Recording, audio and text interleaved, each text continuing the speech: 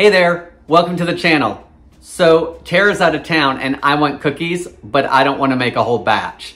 So I made a gluten-free deep dish chocolate chip cookie just for me. I'm Jamie with SavorySaver. I share gluten-free recipes, tips, tricks, and resources to make your gluten-free lifestyle easier.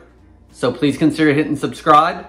And while this cools down, I'll show you how I made it. So to make our deep dish chocolate chip cookie, we're gonna need a deep dish. So I've got a ramekin. This holds 10 ounces.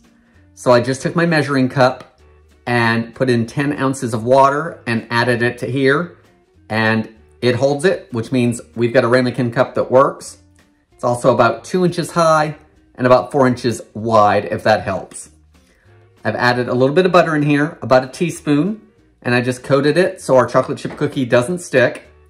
And I've also got my oven preheating to 350 degrees Fahrenheit. So now we can put this to the side.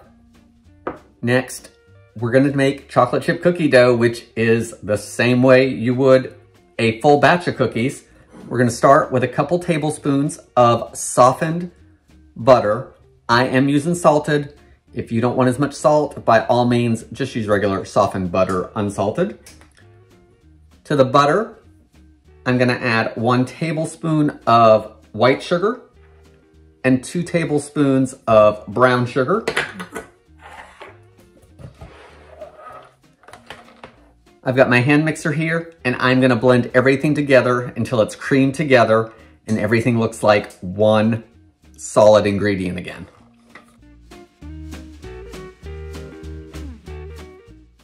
Okay, everything's pretty much blended together. I do have some on my beaters. I'm gonna try to get that off there and get everything scraped back into the bowl. This is such a little amount, you could probably just use a silicone spatula or a wooden spoon and just blend everything really, really well. Now that the butter and the sugars are creamed together, we need to add some liquid ingredients. We're gonna add 1 egg yolk. So I'm gonna separate the egg and just have the yolk. Along with our egg yolk, we're gonna add a 1/4 teaspoon of vanilla extract. I'm gonna grab the hand mixer again. I'm gonna mix everything until it's well combined.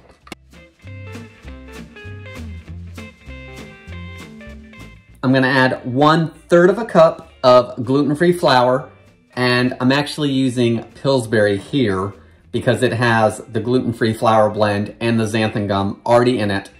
So use whatever your favorite gluten-free flour blend is with the xanthan gum because you don't know if it's gonna work unless you try it.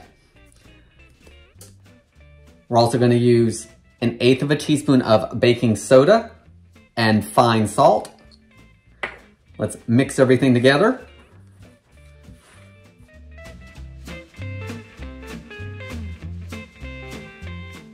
I've mixed everything up just until it was incorporated. Now that I don't see any of the dry ingredients, we're good. To that, I'm gonna add my chocolate chips, of course. I've got 1/4 of a cup of chocolate chips. Fold those in. If you like nuts in your chocolate chip cookies, then fold in a couple tablespoons of walnuts or pecans or whatever kind of nut you like. All folded in. Let's put it in our dish.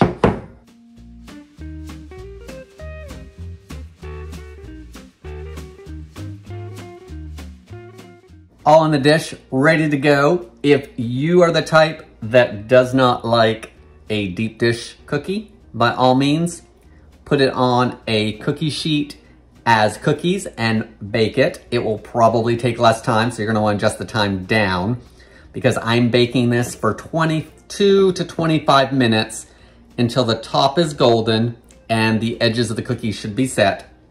Then I'm gonna let it cool for about 10 minutes on a rack and then we'll give it a try. Let's get this baked off and try it out. So, you saw at the beginning the finished gluten-free deep dish chocolate chip cookie. Now we're gonna try it, but I have a confession. I've already broken into it. And part of the reason is I let it cool for 10 minutes and I did a couple photos and then I put a spoon in it. And when I did, part of the middle was not totally cooked through, even after 25 minutes. So I did a little digging around. I tried the edge. I looked to see if I could figure out how much of it wasn't cooked. And I have to say, it's not a lot of it, but it is directly in the middle.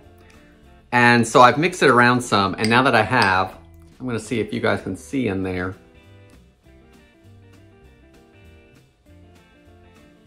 It's not a whole lot, but it's pretty gooey in the middle, which I want a little bit of gooiness in the middle of the cookie. I like chewy cookies. I'm not a big fan of crispy cookies.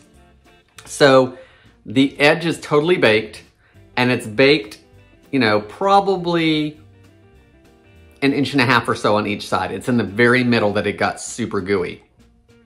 So once I mixed it all up though, I can't really tell. It was in there, you know, long enough. Most of it's cooked. I think the biggest issue is probably flour absorption, because lots of times gluten-free flours need to absorb that liquid. It helps things from being gritty when they're gluten-free. So I probably should have mixed this up totally, let it sit, and while it sat, that's when I should have preheated my oven to let that flour absorb. The other thing could be just the type of gluten-free flour. I used Pillsbury's gluten-free blend for this. That blend is not my favorite. I always have multiple kinds of not only individual gluten-free flours, but blends that are already made, because I like to try different blends out. I like to show you guys different blends. You guys are good about telling me what flours you like. So I was trying to use up gluten-free Pillsbury because I don't really like it. So I'm gonna taste it again. That piece was from more of the edge. Perfect chocolate chip cookie taste. I do really like it. So you can see how golden it is. Plenty of chocolate. Really, the only thing in here you would need to be concerned about not being cooked through is probably the egg yolk. But again, it's still egg yolk, and there are recipes that use raw eggs and you eat them that way. So if you like a gooey cookie and you put a spoon in there and mix it all around, you're gonna get a little bit of that gooiness, and then you're gonna get the crispness on the outside. I don't think it's a bad recipe. Guys, I don't see a whole lot wrong with this recipe other than bake time could have been a little bit longer. We could have got a little more absorption with that. Guys, if you want to problem solve with me on this, leave it in the comments below. You guys do a great job giving tips, not only for me, but for other viewers. Maybe you just want to switch out to a single flour, gluten-free flour, like a gluten-free oat flour, gluten-free brown rice flour, something like that, since it's only 1/3 cup. Guys, that's all I have for this video. Thank you so much for watching. I've got a gluten-free cookie to eat, so I hope to see you in the next video.